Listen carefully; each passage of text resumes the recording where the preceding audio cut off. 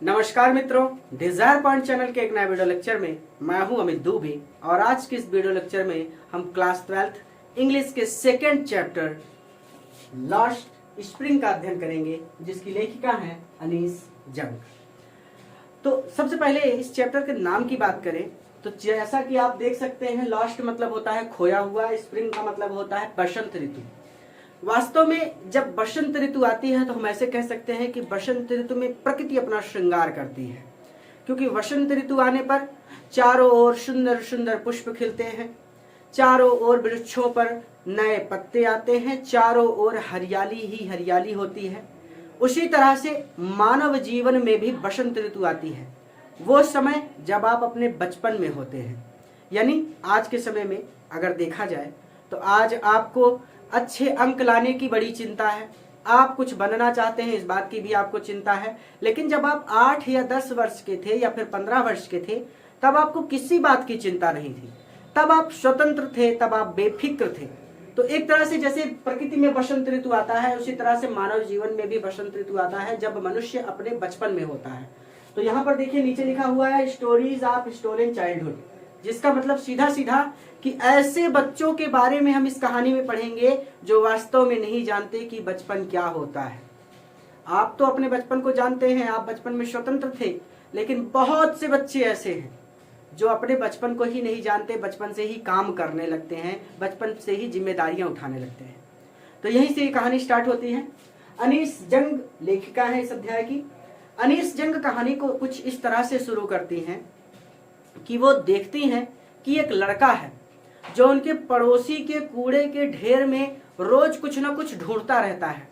तो वो उस लड़के से पूछती हैं कि तुम ये सब क्यों करते हो, या फिर तुम कूड़ा क्यों बीनते हो। तो वो लड़का कहता है कि मेरे पास इसके अलावा करने के लिए कुछ भी नहीं है। लेखिका उसका नाम मेंशन करती है, लेखिका कहती है कि उसका नाम साहेब है, और वो ये भी बताती हैं कि साहेब ने बहुत पहले अपना घर छोड़ दिया था और उसे दूर दूर तक अपने घर की कोई याद नहीं है।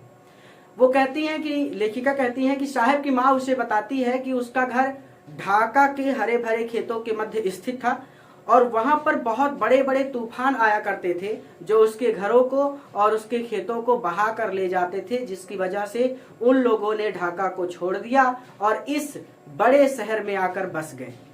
लेखिका ये भी कहती हैं कि मैं साहेब से कहती हूँ कि तुम स्कूल क्यों नहीं जाते, तुम स्कूल जाया करो।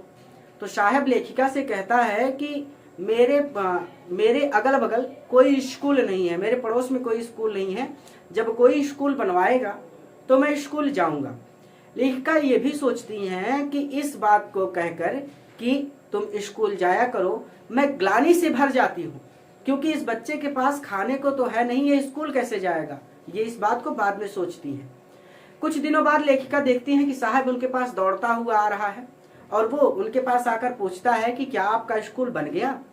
लेखिका एक ऐसा वादा करने की वजह से जिसे वो पूरा नहीं कर सकती थी, ग्लानि से भर जाती हैं और फिर कहती हैं कि एक स्कूल बनने में समय लगता है।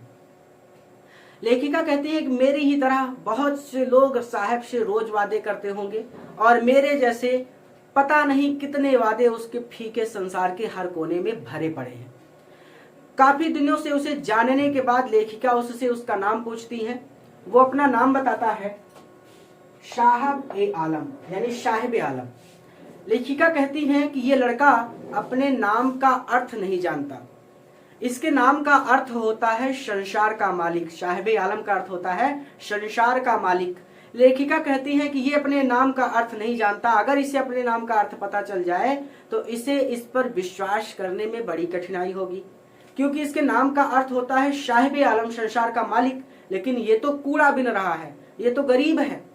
तो वही वो कहती हैं कि इसे अपने नाम का अर्थ नहीं पता। अगर इसे अपने नाम का अर्थ पता चल भी जाए तो ये अपने नाम के अर्थ पर विश्वास करने में इसको बहुत दिक्कत होगी, यानी ये अपने नाम के अर्थ पर विश्वास ही नहीं करेगा।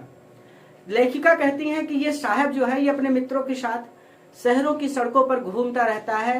ये नंगे पैर लड़कों की एक ऐसी टोली है जो सुबह के पक्षियों की तरह दिखाई पड़ती है और दोपहर में गायब हो जाती है। लेखिका काफी दिनों से उन सबको मिलते रहने की वजह से या फिर काफी दिनों से उन सबको देखते रहने की वजह से उनमें से हर एक को पहचानने लगती हैं और एक दिन वो उनसे पूछती हैं कि उन लोगों ने चप्पल क्यों नहीं पहन रखी। तो उनमें से एक लड़का कहता है कि मेरी माँ उन्हें सेल्फ से नीचे नहीं उतारती। सेल्फ की हिंदी होती है ताक या ताड़, मैंने इसीलिए स्पष्ट रूप से लिख दिया ताकि दिक्कत ना हो। तो वो लड़का कहता है कि मेरी माँ उन्हें ताक से नीचे नहीं उतारती या फिर सेल्फ से नीचे नहीं उतारती। उन्हीं बच्चों में से एक बच्चा जिसने बेमेल जूते पहन रखे हैं, यानी एक जूता दूसरे रंग का, दूसरा जूता दूसरे रंग का, वो कहता है कि अगर इसकी माँ इसके जूतों को शेल्फ से नीचे उतार भी दे तो ये उन्हें फेंक देगा, यानी अपनी बात को स्पष्ट कर रहा है वो। तीसरा लड़का उन्हीं में से कहता है कि मुझे जूते चाहिए। लेखिका ये लिखती हैं कि इस बच्चे ने अपने पूरे जीवन में कभी भी जूते नहीं पहने, यानी इस बच्चे ने अपने पूरे जीवन में कभी भी नए जूते या फिर पुराने जूते नहीं पहने हैं। किसी भी तरह का जूते का वो मालिक रहा नहीं है, यानी कहने का मतलब सीधा सीधा कि वो कभी भी जूतों का मालिक नहीं रहा है। लेखिका कहती हैं कि शहरों में, पूरे देश भर में यात्रा करते हुए मैंने शहरों में और गांवों की सड़कों पर बच्चों को नंगे पैर टहलते हुए देखा है। उन्हीं में से एक बच्चा एक्सप्लेन करता है कि ऐसा इसलिए नहीं है, हम लोग नंगे पैर इसलिए नहीं टहल रहे क्योंकि हमारे पास पैसे नहीं है, बल्कि हमारे यहाँ तो नंगे पैर रहने की प्रथा है या फिर परंपरा है, ऐसे भी कह सकते हैं। लेखिका कहती हैं कि सतत बनी रहने वाली या फिर निरंतर बनी रहने वाली गरीबी की दशा करने का क्या ये एक बहाना नहीं है? मुझे इस बात पर आश्चर्य हो रहा है। यानी लेखिका को तो पता है कि बच्चा झूठ बोल रहा है, लेकिन वो कहती हैं कि मुझे इस बात पर आश्चर्य हो रहा है कि निरंतर बनी रहने वाली गरीबी की दशा की व्याख्या करने के लिए क्या ये एक बहाना नहीं है। लेखिका आगे कहती है कि इन बच्चों को देखकर मुझे उडुपी के एक व्यक्ति की कहानी याद आती है जो उसने मुझे तब सुनाई थी जब वो एक छोटा बच्चा था। वो जब स्कूल जाता था तो स्कूल जाते समय रास्ते में एक मंदिर पड़ता था और उस मंदिर पर उसके पिताश्री पुजारी थे और वो मंदिर पर कुछ समय के लिए रुकता था और वहां पर वो देवी से प्रार्थना करता था एक जोड़ी जूतों के लिए। लेखिका लिखती हैं कि 30 साल बाद मैं फिर से उस मंदिर और उस गांव में जाती हूँ तो अब देखती हूँ कि वो मंदिर उजाड़ के प्रभाव में डूबा है, अर्थात ये मंदिर उजड़ गया है, ज्यादा लोग यहाँ पर पूजा अर्चना करने के लिए नहीं आते और उस मंदिर के पीछे के भाग में नया पुजारी रहता है और वो देखती हैं कि उस पुजारी का लड़का स्कूल का ड्रेस पहने हुए, जूते और मोजे पहने हुए भागता हुआ आता है और बेड पर अपना बस्ता पटक देता है। तो इस बच्चे को देखकर लेखिका कहती हैं कि शायद देवी ने उस लड़के की प्रार्थना स्वीकार कर ली है, अर्थात अब पुजारी के बच्चों के पास जूते हैं, क्योंकि वो पुजारी का लड़का था और स्कूल जाते समय वो देवी से एक जोड़ी जूतों के लिए प्रार्थना करता था। तो अब लेखिका कहते हैं कि पुजारी के लड़कों के पास तो अब जूते हैं, यानी देवी ने उनकी प्रार्थना तो स्वीकार कर ली है, लेकिन मेरे पड़ोस में कूड़ा बीनने वाले बहुत से लड़कों की ही तरह बहुत से लड़के आज भी बिना जूतों के रहते हैं। अब लेखिका अपनी कहानी में आगे बढ़ती हैं तो वो कहती हैं कि इन बच्चों से मेरा परिचय मुझे सीमापुरी ले जाता है। सीमापुरी दिल्ली की सीमा पर स्थित है और लाक्षणिक रूप से ये दिल्ली से मीलों दूर है। कहने का मतलब दिल्ली में शिक्षा और बिजली और स्वास्थ्य ये सारी सुविधाएं उपलब्ध हैं, वहां पे बड़ी बड़ी इमारतें हैं, लेकिन सीमापुरी में सब कुछ इसके विपरीत है। ना तो वहां बिजली है, ना पानी है, ना शिक्षा है, ना बिल्डिंगे हैं, बल्कि यहाँ तो जल निकास की सुविधा नहीं है, ठीक से पानी भी नहीं आता यहाँ पर। और यहाँ पर रहने वालों लोगों के घर कच्चे मिट्टी के बने हुए हैं और उनकी छत टिन और तिरपाल की है। लेखिका कहती हैं कि इस बीहड़ में जहाँ पर ये लोग सन 1971 में बांग्लादेश से आकर बसे थे, इस बीहड़ में यानी सीमापुरी में लगभग, चलिए सीधा पढ़ लीजिए, लगभग 10,000 कूड़ा बीनने वाले रहते हैं और इन लोगों के पास आइडेंटिटी नहीं है, अर्थात ये लोग गैर कानूनी बाशिंदे हैं, लेकिन इन लोगों के पास राशन कार्ड है। सोचिए, इतनी स्पष्ट बात है कि ये लोग गैर कानूनी बाशिंदे हैं लेकिन इनके पास राशन कार्ड है। ये प्रश्न उठ सकता है कि राशन कार्ड इनके पास क्यों है? क्योंकि हमारे यहाँ के नेता बहुत अच्छे हैं।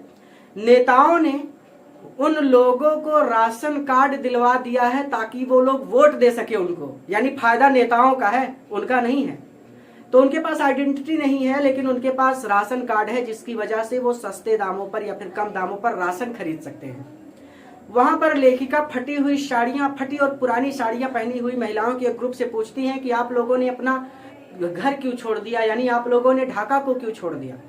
तो वो महिलाएं उनको बताती हैं लेखिका को कि एक ऐसा स्थान जहां पर ठीक से हमें खाने के लिए भी नहीं मिलता, हम वहां पर रहना ज्यादा पसंद करेंगे।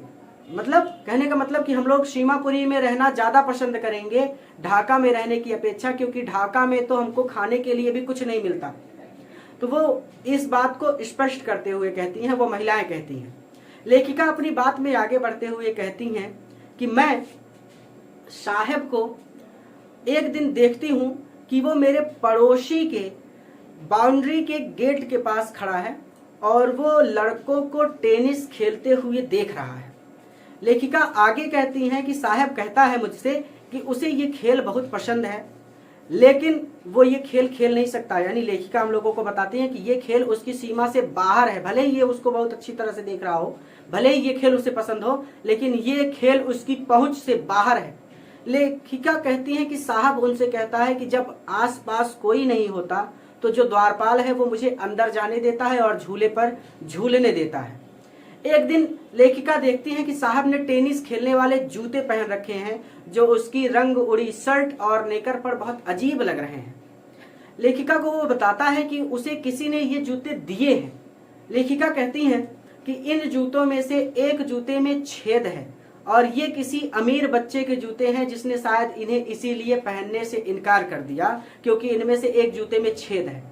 लेकिन साहब के लिए, जो कि हमेशा नंगे पैर टहलता है, उसके लिए छेद वाले जूते मिलना भी किसी सपने के सच होने जैसा है।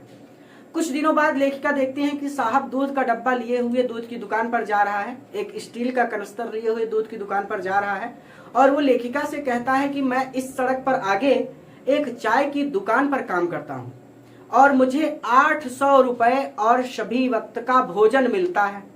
लेखिका उससे पूछती है कि क्या तुम्हें ये काम पसंद है। तो उस लेखिका देखती है कि उसके चेहरे से आजादी, स्वतंत्रता और बेफिक्री का अंदाज गायब हो जाता है। लेखिका हम लोगों को बताते हुए कहानी में लिखती है कि जो थैला था वो उसका अपना था, लेकिन ये स्टील का कनस्तर उस व्यक्ति का है जो चाय की दुकान का मालिक है। अर्थात अब साहब अपना खुद का मालिक नहीं था। तो सोचिए कितनी बड़ी बात है कि एक छोटा सा बच्चा चाय की दुकान पर काम कर रहा है अपने परिवार को सपोर्ट करने के लिए। तो यहीं पर यह कहानी कंप्लीट कर देती है कि नाम तो उसका साहब है, वो संसार का मालिक है, लेकिन वो अपना खुद का मालिक नहीं रहा है। ऐसी दयनीय स्थिति हो गई है उसकी। तो यहीं पर यह कहानी कंप्लीट होती है। इसमें 2 पार्ट हैं। दूसरी कहानी में है I want to drive a car, जिसे हम किसी नए पार्ट में पढ़ेंगे। इस चैप्टर को अपने मित्रों के साथ भी जरूर शेयर कीजिए ताकि वो भी इसे समझ सकें।